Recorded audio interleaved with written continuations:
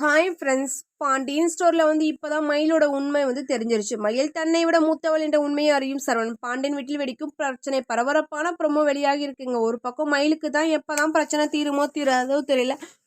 அந்த அளவுக்கு மயிலுக்கு வந்து பிரச்சனைக்கு மேலே பிரச்சனை தான் வந்துகிட்டுன்னு சொல்லலாம்.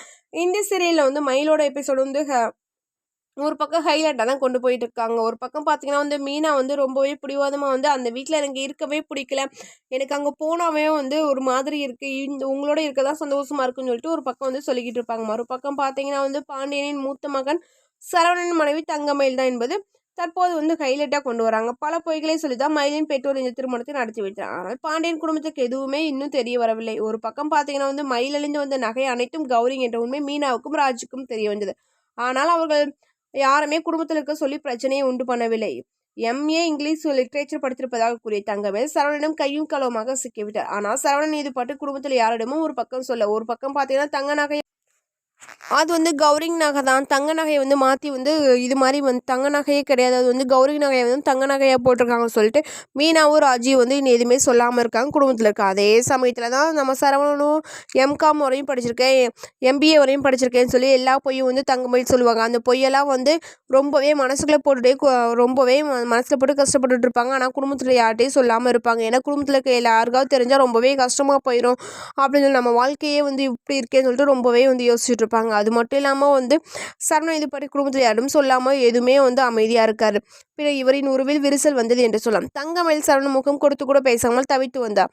இப்படியான சூழ்நிலை குடும்பத்தில் அனைவரும் தீபாவளி பண்டிகை கொண்டாட தயாராகி வருகிறது. இன்றைய தினம் தீபாவளி ப்ரோமோ தான் வெளியாகினது. அது மட்டும் இல்லாமல் அனைவரும் பலகாரம் செய்து கொண்டிருக்கிறோம். அப்போது அரசி வந்து நீங்கள் தீபாவளிக்கு படத்துக்கு போயிருக்கீங்களா என கேட்கிறார். ஒரு பக்கம் அதற்கு மயில் ஒரே ஒரு மட்டும் தீபாவளி படத்துக்கு போயிருக்கேன், அது மட்டும் இல்லாமல் 2010 வருஷம் அப்போ நான் 10வது படிச்சுட்டு இருந்தேன் என்கிறார். உடனே மீனா அப்போ உங்களுக்கு 30 வயசா என கேட்கிறார். சுதாரித்து கொண்ட மயில் எப்படியோ சமாளிக்கிறார். அதையெல்லாம் கேட்டுக்கொண்டிருந்த சரவணனுக்கு சந்தேகம் வருகிறது. மயிலிடம் சென்று உன் ஆதார் கார்டு கொடு, எனக்கு வேணும் என்று கேட்கிறார். ஆனால் மயில் தான் ரொம்ப தந்திரமானவங்களாச்சு. மயில் வந்து இல்லை என்கிட்ட ஆதார் கார்டு கிடையாதுன்னு சொல்லிடுறாங்க. வீட்டு வேலைகள் நிறைய இருக்குது, எனக்கு தலைக்கு மேலே வந்து ரொம்பவே வேலை கிடைக்கும், டென்ஷன் ஆக்காதீங்க, நீங்கள் ஃபஸ்ட்டு கிளம்புங்கன்னு சொல்கிறாங்க. உடனே மயிலின் அப்பாவிடம் சென்று மயிலுக்கு நான் சர்ப்ரைஸ் கொடுக்க வேணும், கண்டிப்பாக அவங்க ஆதார் கார்டு வேணும்னு சொல்கிறாங்க. அதை வந்து அவங்க அப்பா வந்து கொஞ்சம் கூட யோசிக்காமல் சரி இந்த அவங்க ஆதார் கார்டுன்னு எடுத்து கொடுத்துறாங்க. அப்போ தான் மயில் தன்னை விட மூத்தவள் என்ற உண்மை தெரிய வருது. சரவணுக்கு வயதுகிறது. வயதை பார்த்து அதிர்ச்சி அடைஞ்ச சரவணன் என்ன செய்ய போகிறார்?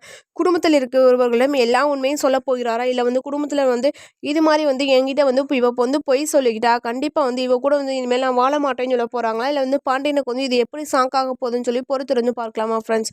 ஒரு பக்கம் இந்த மாதிரி அப்டேட்லாம் போயிட்டுருக்கு. இந்த மாதிரி அப்டேட் உங்களுக்கு பிடிச்சிருந்தா மறக்காமல் லைக் பண்ணி நம்ம சேனலை சப்ஸ்கிரைப் பண்ணிட்டு பாருங்கள் ஃப்ரெண்ட்ஸ்.